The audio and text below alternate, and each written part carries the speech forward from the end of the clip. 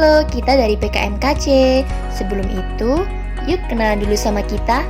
Ada Nesa Ridawati Kusuma, Balkiswara Inas Nabila, dan saya sendiri, Firariska Anjasari. Tahukah kalian, pembangunan rumah yang tercatat dalam program 1 juta rumah pada tahun 2018 mencapai 1.132.621 unit loh. Itu menurut Kementerian PUPR tahun 2019. Peningkatan pembangunan rumah juga berdampak pada peningkatan kebutuhan material bangunan, khususnya bata ringan. Apa itu bata ringan? Bata ringan merupakan material yang menyerupai beton dan memiliki sifat ringan, kuat, tahan air,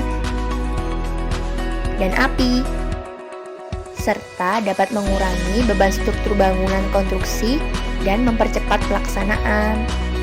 Namun, biaya pembuatan bata ringan masih tergolong mahal jika dibandingkan dengan batu bata konvensional. Kenapa? Karena masih menggunakan potongan semen dan dalam pemasangan bata ringan diperlukan perekat. Lalu, bagaimana? Kira-kira limbah kertas ini bisa jadi apa ya? Bagaimana dengan limbah ampas tebu ini? Ayo kita sulap menjadi inovasi. Inovasi yang kita buat adalah bata ringan ramah lingkungan dengan sistem interlocking. Yang selanjutnya kita beri nama S-Balok, yang kepanjangannya adalah 11 Maret Bata Ringan Interlocking.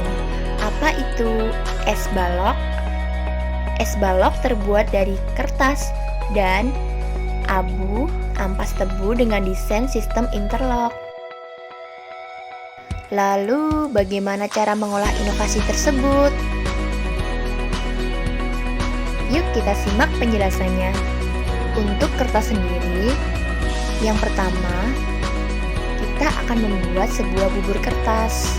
Proses pembuatan bubur kertas dimulai dengan menyobek kertas menjadi lebih kecil dan direndam dalam air selama 24 jam dengan perbandingan 1 kertas banding 2 air. Kedua, kemudian kertas dihancurkan menggunakan blender selama 1-2 menit. Selanjutnya, bubur kertas diperas dan dikeringkan dengan menggunakan oven selama 1-5 jam dalam suhu 70-80 derajat hingga didapatkan keadaan kering.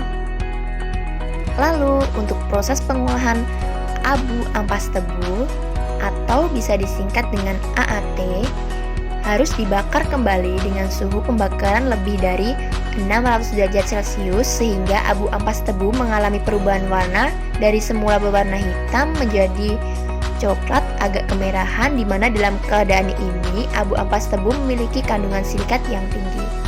Untuk proses pembuatan foam agen dibuat secara manual menggunakan mixer. Foamy mixture dimulai dengan menambahkan busa dalam bubur semen kemudian diaduk sampai rata. Bagaimana cara membuat es balok? Sebelum membuat es balok, kita perlu cetakannya dulu.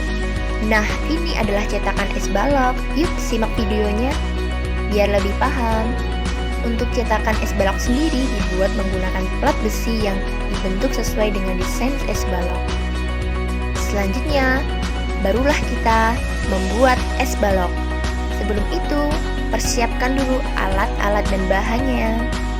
Untuk alat-alat sendiri, kita punya pengaduk atau mixer, tempat pengeringan, cetakan, ember, penekan hidrolik, masker, sarung tangan, penggaris, dan alat selam. Dan yang kedua, jangan lupa siapkan bahannya. Yang pertama ada bubur kertas tadi, kemudian AAT, abu ampas tebu, air, pasir, semen, kapur, foam agen, sika, dan bubuk gipsun.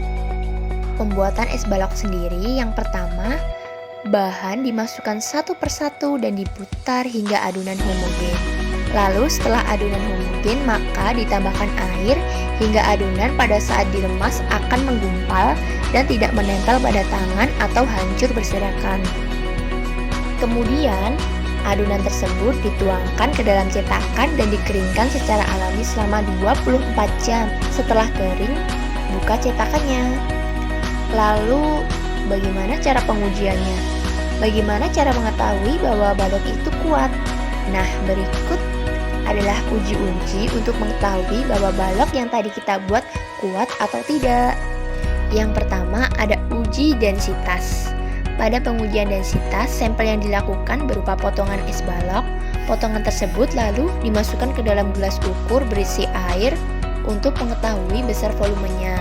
Volume potongan tersebut didapat dari perubahan volume di dalam gelas ukur. Kemudian, sampel tersebut ditimbang untuk mengetahui besar massanya. Setelah data massa dan volume didapat, maka massa jenis dapat diperoleh dengan massa banding volume. Yang kedua ada uji kuat tekan. Pada mesin uji tekan, benda yang akan diuji diletakkan dan diberi beban sampai beban runtuh, yaitu pada saat beban maksimum bekerja. Lalu ada uji daya serap. Umumnya bata dianggap baik bisa memiliki daya serap kurang dari 20% menurut Pramono 2014. Daya serap yang tinggi diakibatkan oleh besarnya kadar pori pada batu bata menurut Handayani 2010. Uji ketetapan interlocking. Pengujian ini dilakukan dengan cara menyusun produk es balok yang menjadi indikator ketetapan sistem interlocking yang digunakan, yaitu es balok akan saling menguji satu sama lain tanpa menggunakan perekat seperti pada gambar. Harapan kami untuk kedepannya semoga es balok kami dapat diproduksi dan dikembangkan dan juga berguna untuk mengurangi dampak buruk yang terjadi seperti sampah yang tidak dimanfaatkan dengan baik. Dari semua itu kita dapat belajar ternyata sampah bisa disulap menjadi barang yang berguna loh. Terima kasih untuk teman-teman yang sudah menonton video kami. Semoga video kami dapat bermanfaat bagi kalian.